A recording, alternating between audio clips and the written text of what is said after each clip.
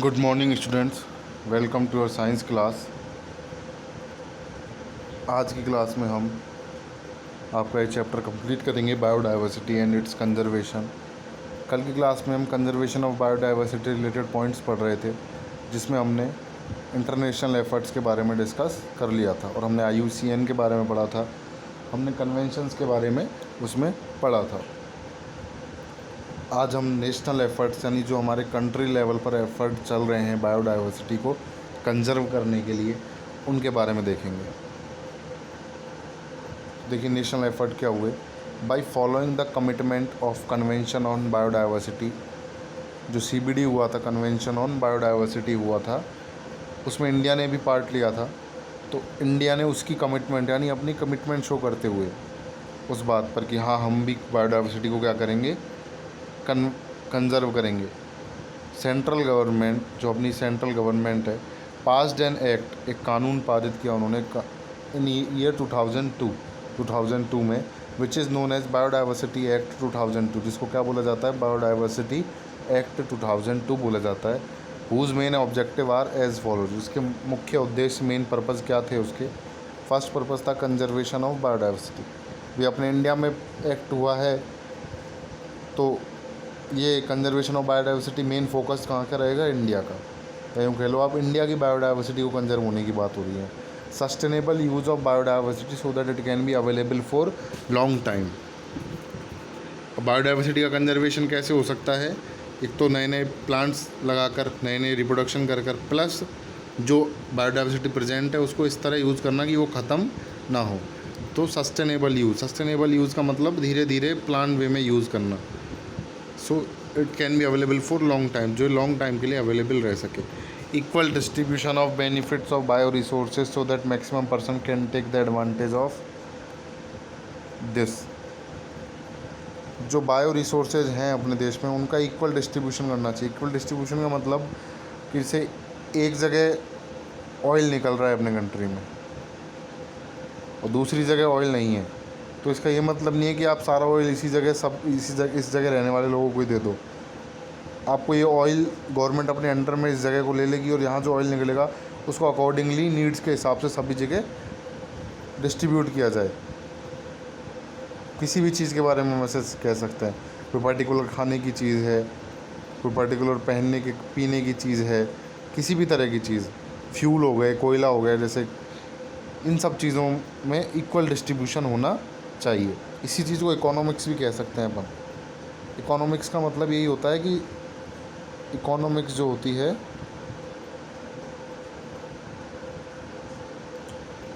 उसका word meaning ये होता है अलोकेशन ऑफ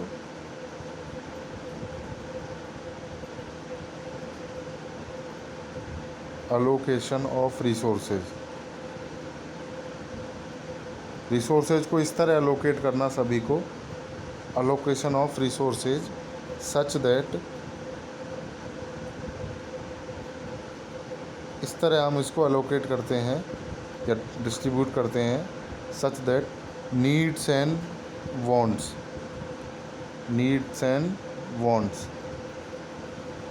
इच्छाएं और ज़रूरतें ऑफ मैक्सिमम पीपल,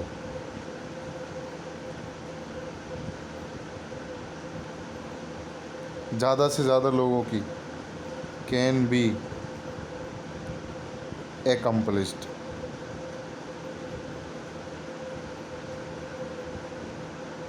सोर्सेज का इस तरह एलोकेशन किया जाना चाहिए कि वो ज़्यादा से ज़्यादा लोगों की ज़रूरतें और इच्छाओं की पूर्ति कर सकें।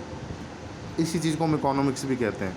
तो यहाँ इन बायो रिसोर्सेज का इक्वल डिस्ट्रीब्यूशन उसके बेस पर किया जा सकता है, उसी से बायोडाइवर्सिटी भी कंजर्व रहेगी। टू ऑब्टेन दीज गोल्स, इन गोल्स को ऑब्टेन करने के लिए, there are 3 level organisation in biodiversity act. Biodiversity act में कितने लेवल के ऑर्गेनाइजेशन बनाए गए, 3 लेवल के।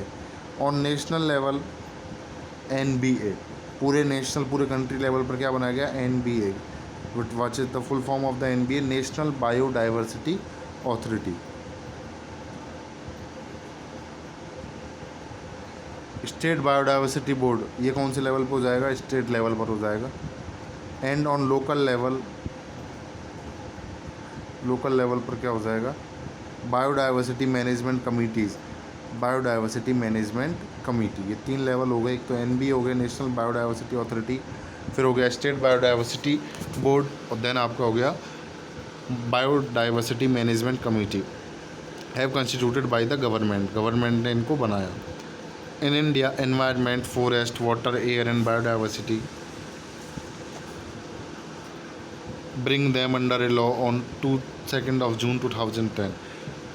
2 जून 2010 में इंडिया में क्या हुआ, अपना जो एनवायरनमेंट है, फॉरेस्ट है, वाटर है, एयर, बायोडाइवर्सिटी है, इनके लेकर एक कानून बना दिया गया इन सबको मिलाकर। अब कानून ये इनके लिए तो बनेगा नहीं कि ये कहीं नहीं जा सकते या ये नहीं, these are all non living things basically. ये कानून आ गया इनके एक्सप्लॉयटेशन से रिलेटेड, यानी इनको किस तरह से यूज़ किया जाएगा, कोई इसका एक्सप्लॉयटेशन करेगा तो किस तरह उसको पनिशेबल ऑफेंस हो जाएगा, उसको किस तरह पनिशमेंट दी जा सकती है अकॉर्डिंग टू आवर कॉन्स्टिट्यूशन, या फिर आईपीसी होता है इंडियन पेनल कोड, भारतीय दंड संहिता जिसको हम कहते हैं हिंदी में, जिसमें सारी अपनी जितने भी सारे मॉड्यूल्स हैं अपने कॉन्स्टिट्यूशन के, जितनी भी सारी शेड्यूल्स हैं, जितने भी सारे पार्ट्स हैं अपने, किस ऑफेंस के लिए या किस आपको गलती के लिए कौन सी पनिशमेंट दी जाती है, ये सब कानून जो बने हुए हैं सारे, तो उनके अंडर में इसको लाया गया। कब? 2 जून 2010 को। और क्या बनाया गया, National green Tribunal was constitute, National green Tribunal बनाया गया।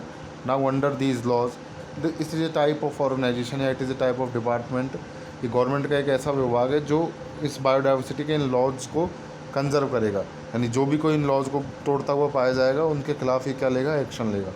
Now under these laws an appeal will be launched either in the national green tribunal और in high court for the dispute to be resolve fast and quickly.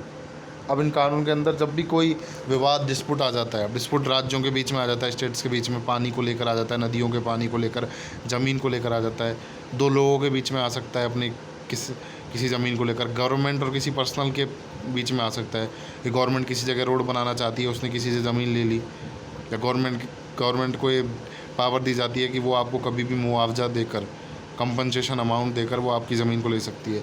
तो ऐसा कोई dispute आ जाता है तो हम जो एनवायरनमेंट के पार्ट आते हों जिसमें, तो हम उस डिस्प्यूट को लेकर कहाँ जा सकते हैं, नेशनल ग्रीन ट्रिब्यूनल में जा सकते हैं, या हाई कोर्ट में अप्लाई कर सकते हैं, अपील कर सकते हैं, एक याचिका दायर कर सकते हैं अपन, रिट जिसे हम कहते हैं। The head office of the national green tribunal is in Bhopal.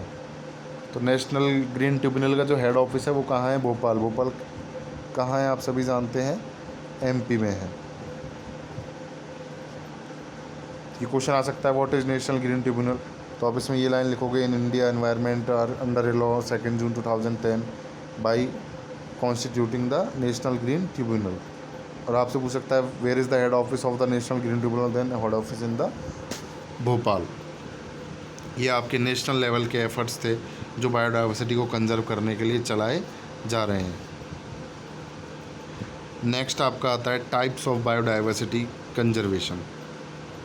अभी तो आपने पढ़ा किस तरह कंजर्व की जा रही है, क्या क्या एफर्ट किए जा रहे हैं, पर टाइप्स क्या हैं बायोडाइवर्सिटी को कंजर्व करने के, क्या तरीके हैं। ये तो आपने पढ़ा था कि ये डिपार्टमेंट बना दिया, वो डिपार्टमेंट बना दिया, ये मीटिंग कर दी, इतने रुपए का फ़ंड दे दिया, ये सब तो होता रहेगा, बट कुछ तरीके भी तो होना चाहिए कि जिस तरह हम इसको बचा सकें। तभी तो हम इन सब चीज़, फंड का, इन ऑर्गेनाइजेशंस का, इन लोगों का, या जो भी मैन पावर या वॉलंटियर्स मिलेंगे हमें, जो भी कंट्री सपोर्ट करेंगे, इनका यूज़ हम तभी ले पाएंगे जब हमारे पास ऑप्शन होगा कि क्या करना है। एग्जाम्पल जैसे अभी कोरोना फैल रहा है, सारे कंट्रीज़ तैयार हैं पैसा खर्च करने को, कितना खर्च करवा सकते हो, 10,000 करोड़, 20,000 लाख करोड़, जो भी रिसोर्स आप उनका यूज़ करना चाहो वो यूज़ कर सकते हैं। किसी भी कंट्री की ज़मीन पर आप लैब में चले जाओ, हर कंट्री अपना सब कुछ देने को तैयार है। बट प्रॉब्लम ये है कि अभी हमें यही नहीं पता कि वैक्सीन बनानी कैसे, रिसर्च चल रहा है। तो इसी तरह जो टाइप्स है, अब वेज हैं, वो तो पता होना चाहिए हमें। तो इस तरह बायोडाइवर्सिटी कंजर्वेशन किस तरह किया जाता है, इसके बारे में इस पैराग्राफ में आप रीड करोगे। Biodiversity conservation means such effort which are for conservation of species, habitats and ecosystem. तो बायोडाइवर्सिटी कंजर्वेशन में कौन कौन से एफर्ट आते हैं, देखो ना, हम केवल इसमें स्पीसीज़ के बारे में बात करते हैं कि बस स्पीसीज़ बता ली, क्योंकि बायोडाइवर्सिटी कभी भी केवल स्पीसीज़ से मिलकर नहीं बनती। हम यहाँ स्पीसीज़ के बारे में भी बात करते हैं, उनके हैबिटेट्स के बारे में बात करते हैं, पूरे के पूरे इकोसिस्टम के बारे में भी बात करते हैं। हमें सबको एक साथ कंबाइंड फॉर्म में लेकर चलना है। हमें ऐसा नहीं है किसी एक चीज़ पर फोकस कर रहे हैं, उसको तो कंजर्व करते जा रहे हैं, दूसरी चीज़ उसकी वजह से क्या होती जा रही है, डिस्ट्रॉय होती जा रही है।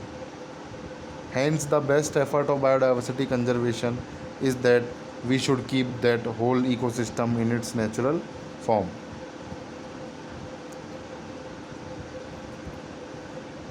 देखिए क्या लाइन लिखी हुई है, best effort of biodiversity conservation.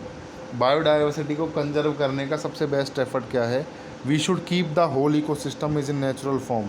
हमें सारे के सारे इकोसिस्टम को, हमारे चारों तरफ जो इकोसिस्टम है उसको उसकी नेचुरल फॉर्म में रहने देना चाहिए। तो जो सिस्टम जैसा है उसे हमें वैसा ही रहने देना चाहिए, हमें उसके साथ ज़्यादा छेड़छाड़ नहीं करने चाहिए।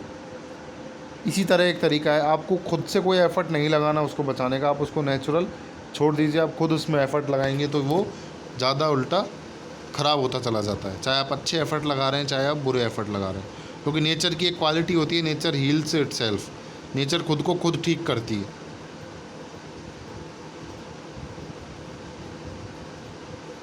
Eight present biodiversity conservation can be done by following 2 ways. अभी बायोडाइवर्सिटी कंजर्वेशन किस तरह किया जा रहा है, देखिए। सबसे फर्स्ट आता है आपका इन सिटू कंजर्वेशन। इन सिटू कंजर्वेशन का मतलब क्या है, देखो इन वर्ड का मतलब जनरली होता है अंदर या फिर जहाँ आप हो वहीं। तो ये कुछ उससे रिलेटेड वर्ड होगा, आप समझ जाएंगे इसको। देखिए, the natural habitats are best suitable for development and growth of organism. Natural habitat जो उनके ऑलरेडी नेचर ने बनाए हुए घर हैं, जैसे वाइल्ड एनिमल्स की केव्स हो गई, बिल हो गए छोटे छोटे माइक्रोब्स के, चूहों के, मेंढकों के बिल हो गए, और पक्षियों के घोंसले हो गए, जो नेचुरल ने उनके लिए अपने आप जगह बनाई है, वो उनके लिए डेवलपमेंट और ग्रोथ करने के लिए बेस्ट जगह है। This conservation which can be done in natural habitat is known as in situ conservation. तो इसलिए ऐसा कंजर्वेशन जो उनके घरों में ही किया जाता है, यानी उनको वहीं बचाया जाता है। कहने का मतलब, अगर ये कोई जगह है इसमें 500 ट्रीज़ हैं और इन 500 ट्रीज़ पर 200 टाइप्स के बर्ड्स रहते हैं, और यहाँ 300 टाइप के एनिमल्स हैं, और 100 टाइप के यहाँ माइक्रोब्स हैं, तो बजाय इनको कहीं और शिफ्ट करने के, आप इस पूरे एरिया कोई वाइल्ड लाइफ सेंचुरी या नेशनल पार्क, बायोस्फीयर रिजर्व कुछ बनाकर प्रोटेक्टेड एरिया डिक्लेयर कर देते हो। यहाँ आप लोगों को रहने नहीं देते, यहाँ लोग अपना कुछ भी इंडस्ट्री नहीं लगा सकते, यहाँ लोग ज़मीन नहीं खरीद सकते, इस तरह आप रूल्स बना देते हो। यहाँ कोई हंटिंग नहीं करेगा, यहाँ पोचिंग नहीं करेगा, एनिमल्स को मारा नहीं जा सकता, यहाँ पुलिस, रेंजर, फॉरेस्ट डिपार्टमेंट के अथॉरिटीज़ यहाँ एम्प्लॉय हो जाएँ। तो ये एक तरह क्या हो जाएगा, इन साइटू कंजर्वेशन। मतलब आपने उनके घर को ही क्या कर दिया, प्रोटेक्ट कर दिया, आप इनको उठाकर कहीं और नहीं लेकर गए। ये हो जाता है आपका in situ conservation. Under this biosphere reserve, इसके अंडर में क्या बनाए जाते हैं, बायोस्फीयर बनाए जाते हैं, नेशनल पार्क बनाए जाते हैं। देखिए, बायोस्फीयर रिजर्व का आप बेसिक इंट्रोडक्शन जानिए। 3 चीज़ें होती हैं। एक होता है लिथोस्फीयर,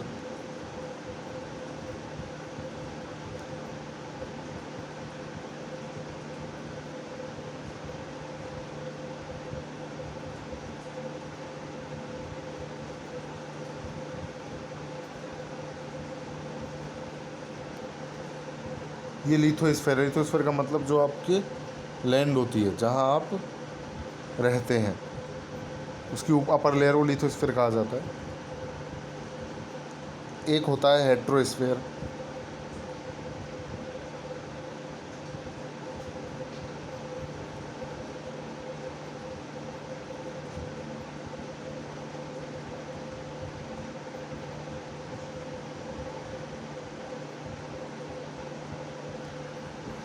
हेट्रोस्फीयर हम वाटर को कहते हैं।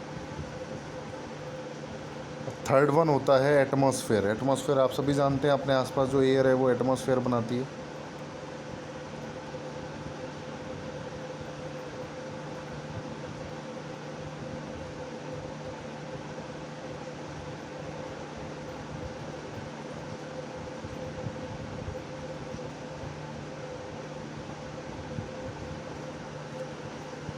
तो जहाँ ये तीनों स्फीयर हमें मिल जाते हैं उस जगह को हम क्या कह देते हैं?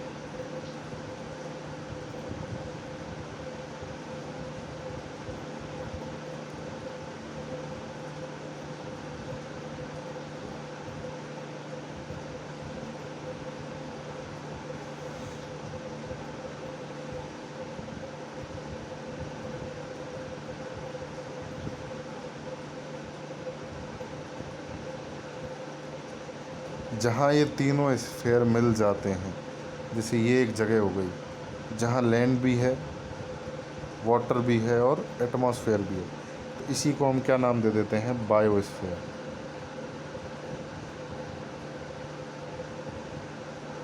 और इन बायोस्फीयर को कंजर्व करने के लिए इनको क्या डिक्लेयर कर दिया जाता है? बायोस्फीयर रिजर्व घोषित इनको कर दिया जाता है। ये आपके बायोस्फीयर होते हैं। तो इन साइटू कंजर्वेशन में क्या बनाए जाते हैं? बायोस्फीयर बनाए जाते हैं।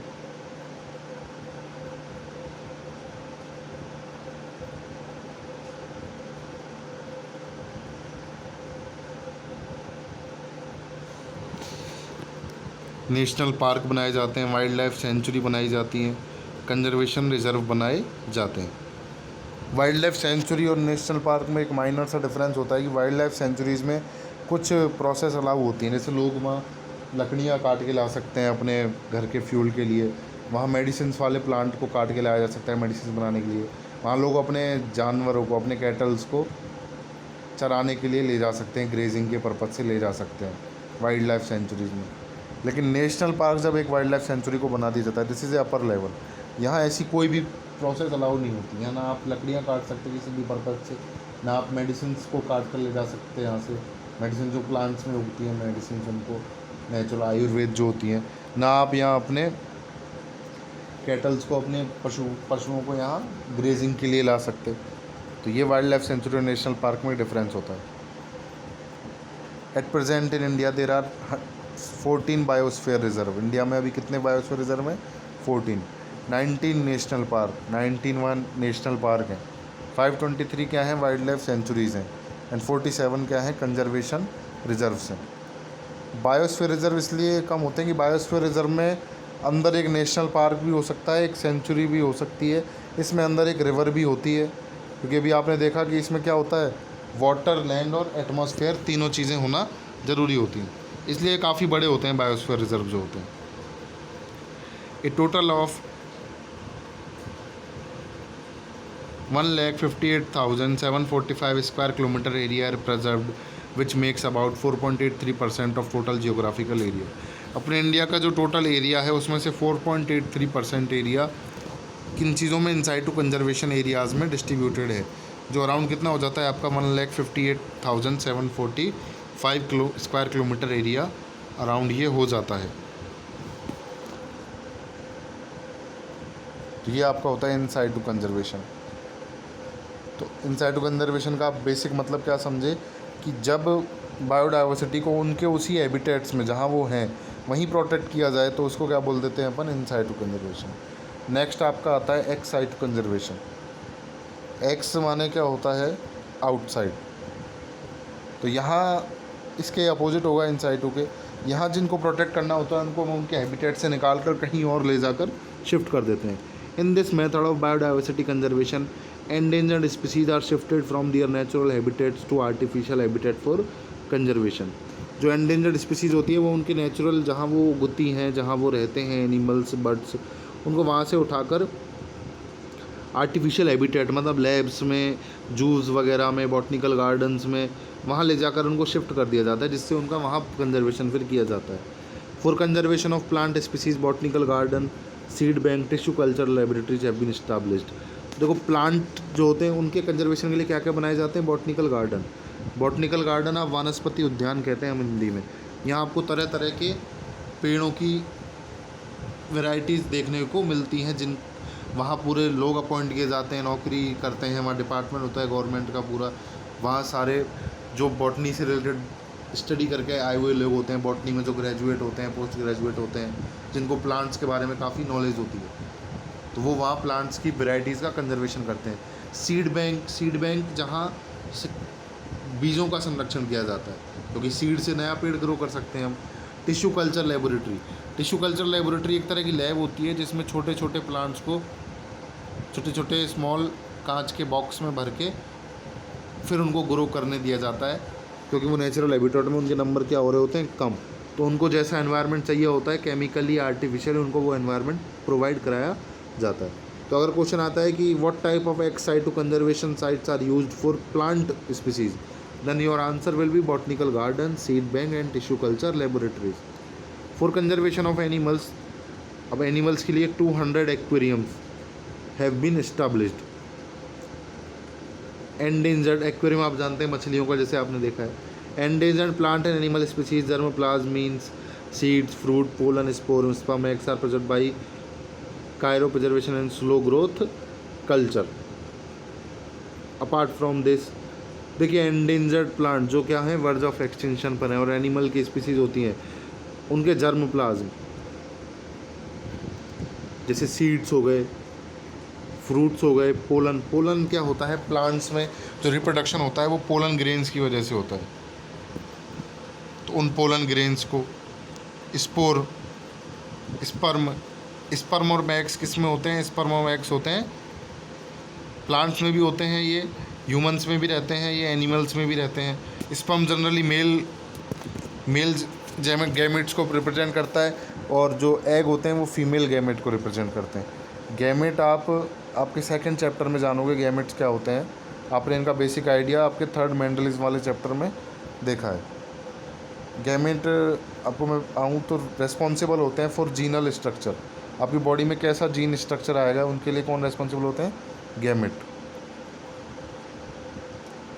इनका भी कंजर्वेशन किया जाता है cryo preservation and slow growth culture technique के थ्रू।